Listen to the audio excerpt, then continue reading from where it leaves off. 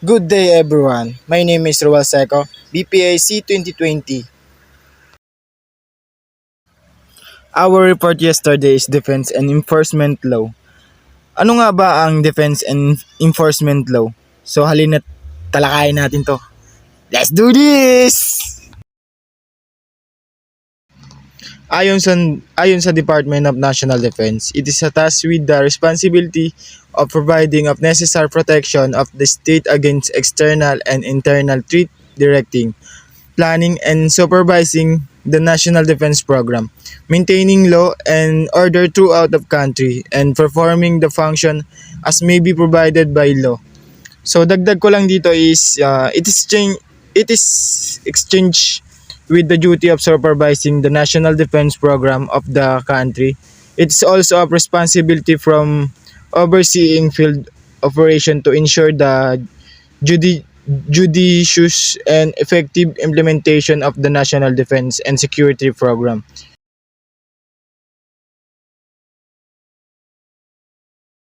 It exercises executive supervision. First is Armed Force of the Philippines. So, what is the Armed Force of the Philippines? So, tinatawag sa Filipino na Sandatang Lakas ng Pilipinas, are of the military forces of the Philippines. It is consists of three main service branches. First is Army, and second is Air Force, and last is Navy, including the Marine Corporation. Next is Government Asernal.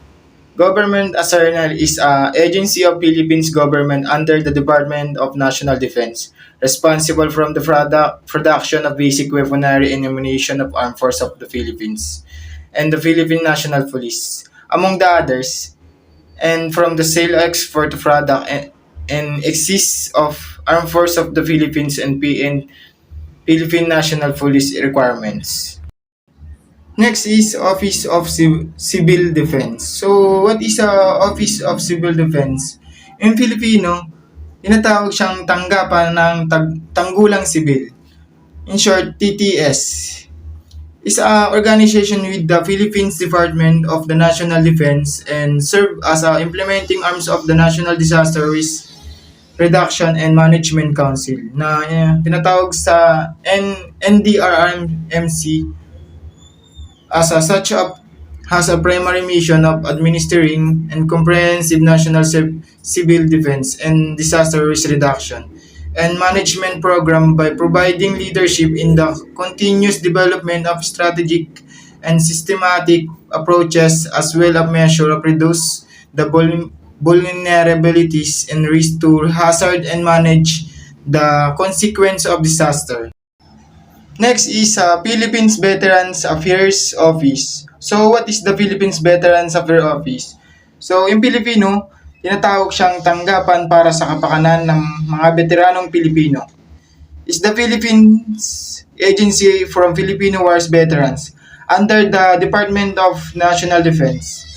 Philippines Veteran Affairs Office serve to fulfill a national commitment as embodied in Section 7, Article 16 on the 1987 Philippine Constitution.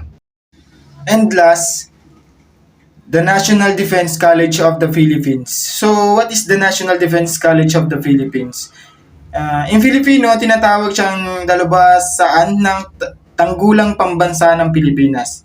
Is a educational, training, and research agency of the Philippines government and located inside the camp of General Emilio Aguinaldo in Quezon City. It is the responsible from providing continued and intensive studies of the diverse problem relating to national defense and security. It is the under of Department of the National Defense.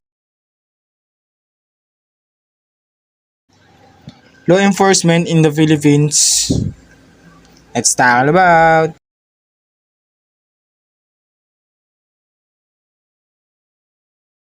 Every country in the world, law enforcement officials are at the front line effort of combat organized crime.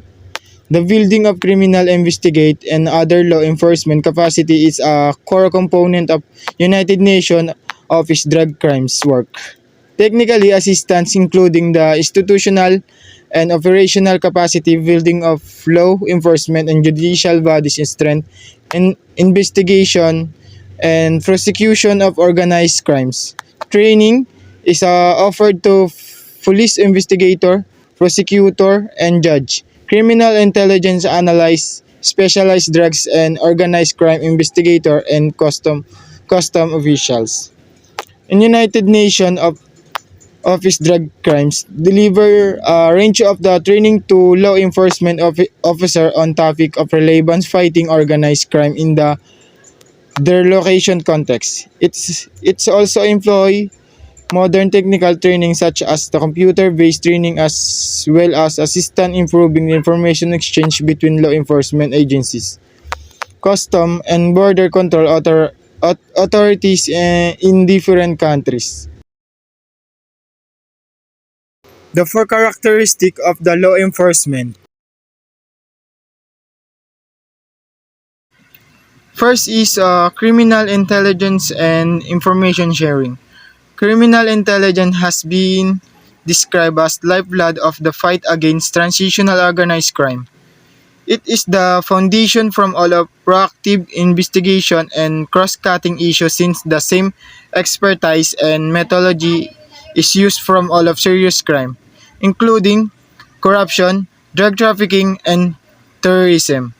A fundamental component of the building law enforcement capacity involved enhancing understanding of how criminal intelligence work and how to practically to develop, share, and use it.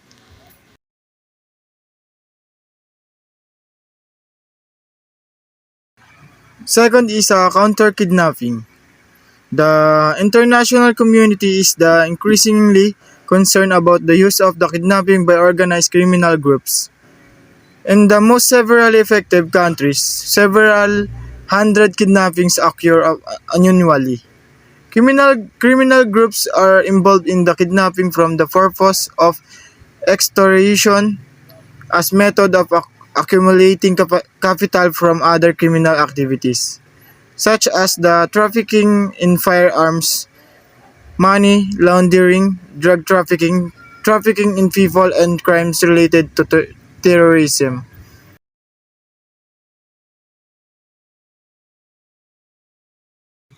The third is border management. Border control officials are often at the front line of defense against organized crime and may be called upon to identify, apprehend criminal, and protect and assist victims. It is therefore of essential border control officer be supported in the roles of first responders. And last, container control. International trade is one of the significant contributing factors as well as byproduct of globalization. Trade can be significantly contribute to sustainable development through increased economy, opportunities of movement of goods around of the world.